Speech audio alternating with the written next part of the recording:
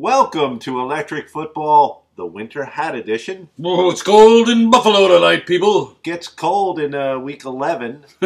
Week 10 might have been known as Cutler's last stand because a small group of quarterbacks tried to stand firm against a big, massive defensive lineman. It was wicked last week. And they got slaughtered.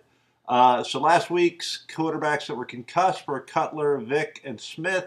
Roethlisberger was hurt in two spots, and they're worried about his ribs damaging his aorta. I don't know much about biology, but I do know you don't want your aorta damaged. So his shoulder was the first concern, but his ribs and the major blood vessels leading to his heart, his arteries and such, could cause a problem. And then you got Mark Sanchez, whose confidence was broken. On the bye this week, Steve?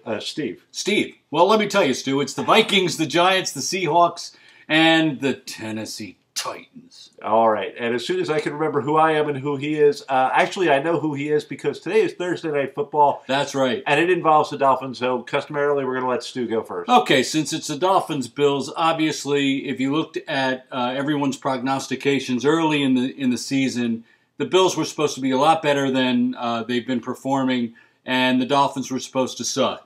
Well, that's going to come true tonight. I think the Dolphins, after getting dismantled by Tennessee, by Jake Locker. Yeah, who? Jake Locker.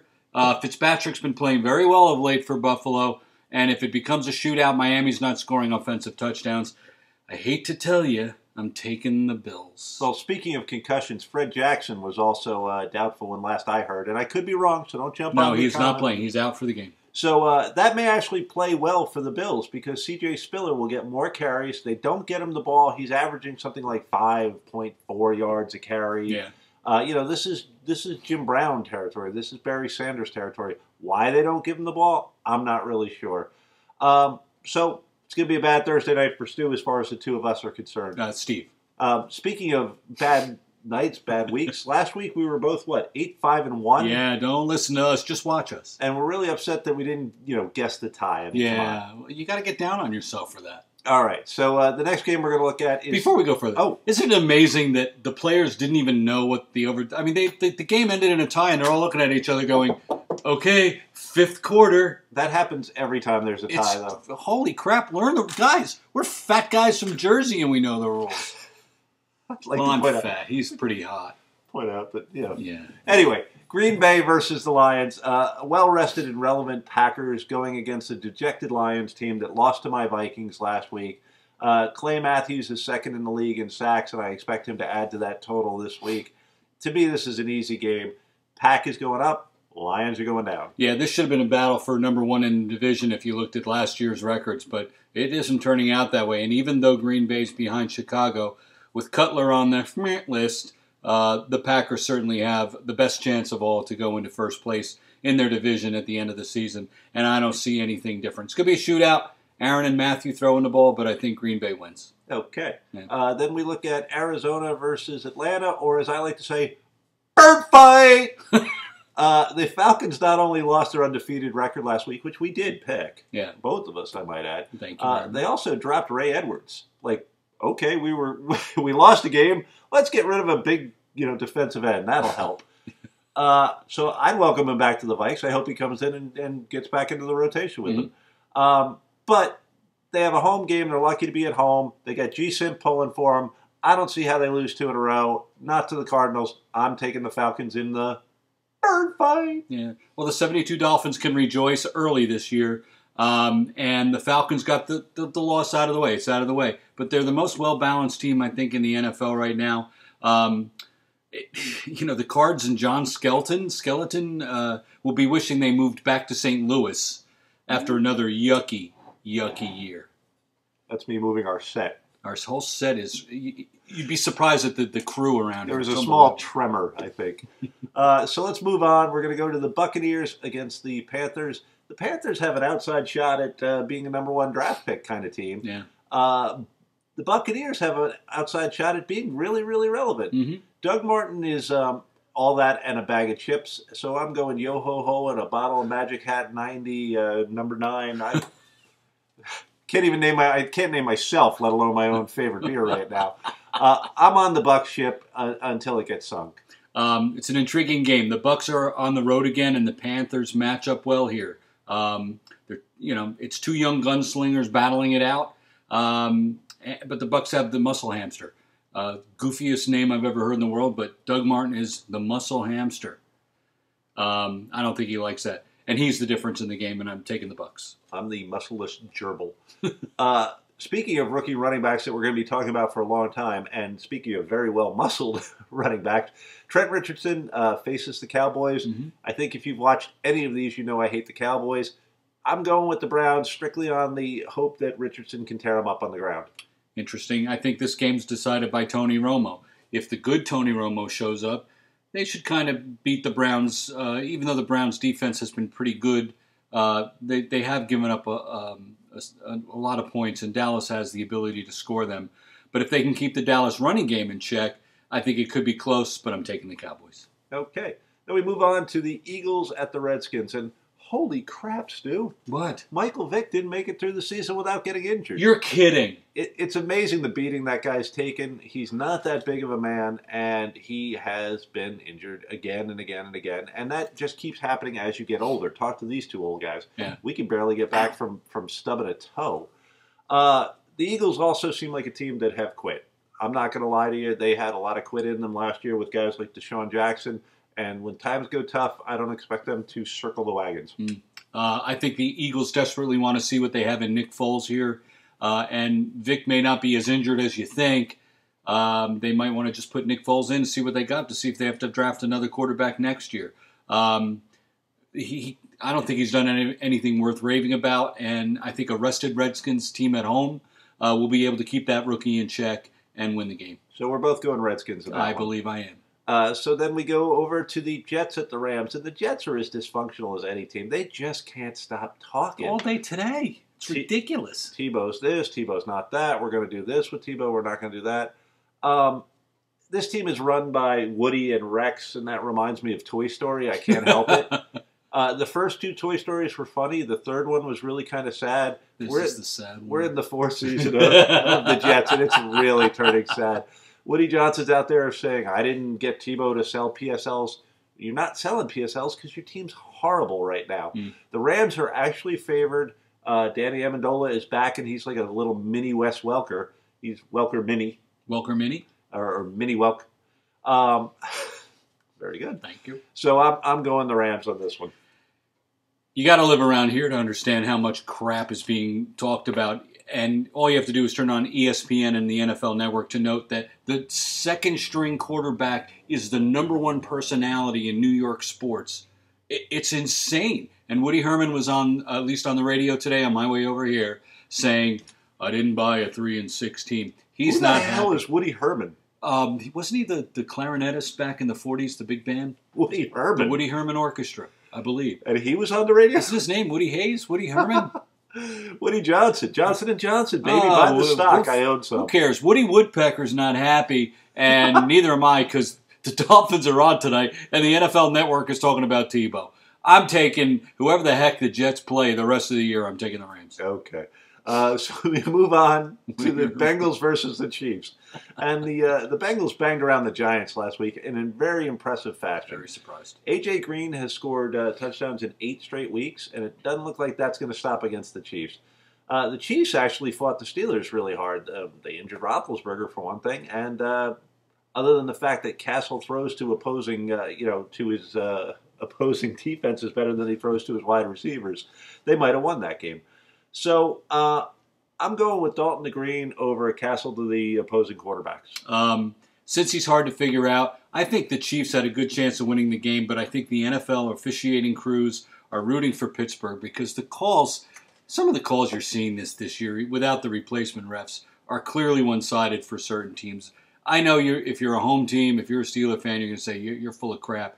But I'm telling you, as an unbiased viewer of that game, that was some awful calls going against the Chiefs. I'm taking the Chiefs. You know what? They're fighting in games that they only lost by a field goal, and I don't think the Bengals are that good. I'm taking the Chiefs. So first the settlers stole their land, and then the referees stole their game. Stu's upset. We move on to a game that's pretty easy to call, I think. We got the Jaguars versus Houston. I'm going to give you all the reasons the Jaguars are going to win this game. So I'm picking Houston. Yeah, me too. Next game. Okay. Saints at Raiders. And once again, the Saints are vastly improved. If there was a most improved, award, I'd give it to the Saints right now. The Raiders are not. So there's no reason to think that they're going to come out and stop the suddenly high-powered Saints offense. Give me Drew Brees to this one in a breeze. Why is this game so intriguing to me? Because I get to watch 800-pound Sebastian Janikowski kick 60-yard bombs. This guy is the best kicker in the league. I love this guy. And the best thing about it is that he's on the worst team in the league. Take the Saints. All right. I didn't know there was so much Janikowski love here. He kicks for the Stoli. So then we go to the Chargers versus the Broncos. And I have a few 10 commandments of picking games. And this is one of them. Thou shalt not pick the coach that's about to get fired. Especially when he's going against a legendary quarterback. The Broncos at home with all sorts of momentum compared to the Chargers on the road with North Turner. Yeah. I'm just going to start calling them the Denver Mannings because nobody can name another player on that team, quite frankly, in the workaday world. And the TV coverage of Peyton Manning, it's just, if you're not a Denver fan, but I'm taking the Broncos. I think the Chargers are done. I think Rivers is finding a new team next year. And North Turner, how is he still the coach this year? I don't know. But he's certainly not going to be coaching next year. All right. We move on to the Colts versus the Patriots. And this is a tempting game to sort of pass the torch on to the next great quarterback. Whenever Luck goes up against Peyton or whenever he goes up against Brady, you're going to be tempted to go, here's the next guy. Don't do it. Patriots are at home. They've got a guy on defense that I love to say his name, Ninkovich. Rob Ninkovich. Yes, it sounds like a Russian curse. Davoy, Nanush, Ninkovich. Oh. It's going to be enough for the Patriots to win this game. They're at home. The Colts are vastly improved. Andrew Luck is living up to everything that people thought of him and more. But I don't see the way that the Colts can generate enough offense in this one to win. I swear that the schedule makers always love to give the Patriots those kind of games at home. I mean, they're getting Andrew Luck at home. That's beautiful NFL television. Oh, everyone wants to see Luck versus Brady. Luck is still new to the game. Belichick has never lost to a rookie quarterback since 1995. I don't expect it to happen this Sunday. I'm taking the Patriots. Okay.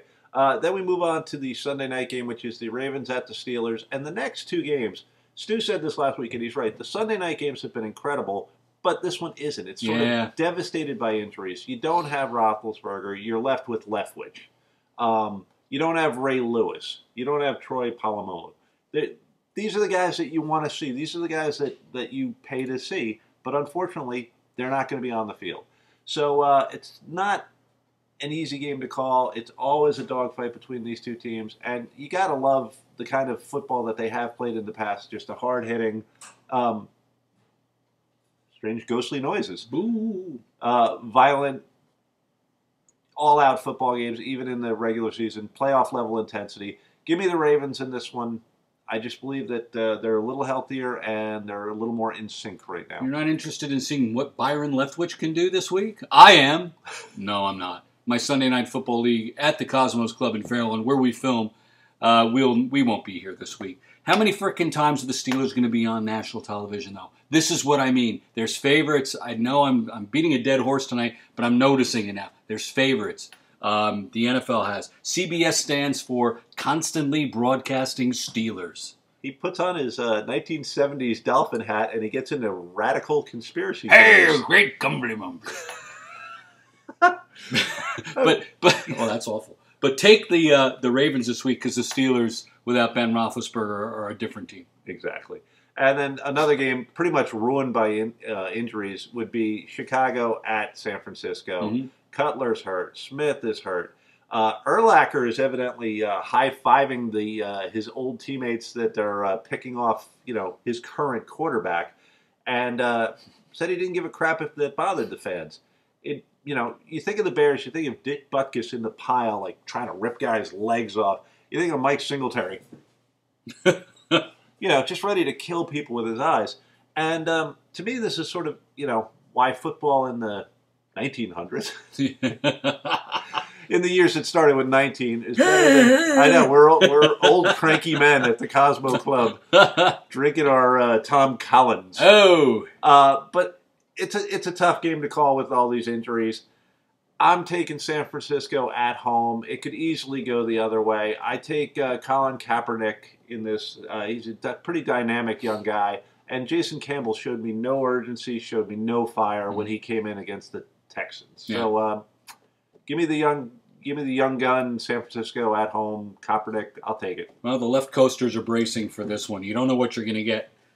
Is Alex Smith playing? Is Jay Cutler playing? This is Thursday night. I don't know. All signs are that Cutler might play, but we're filming this, 5 days ahead of time. One thing for sure, the defenses are going to play. And they decide this game, the defenses and the special teams. I'm rooting for San Fran because it appears that Brandon Marshall can only catch passes from Jay Cutler, and he dropped 7 touchdowns for Miami last year. So you suck, Marshall. Go 49ers. All right, so that's the conspiracy theory-laden ranting. Yeah, I should have just had a rant on my own this week. Winter Hat edition of Electric Football, Week 11, right? Week 11. 2012. You would think we would know that. We don't. I'm Steve Brown. Literally. And I'm Stu Pace. Thanks for watching. We'll see you next week on Electric Football. Peace out.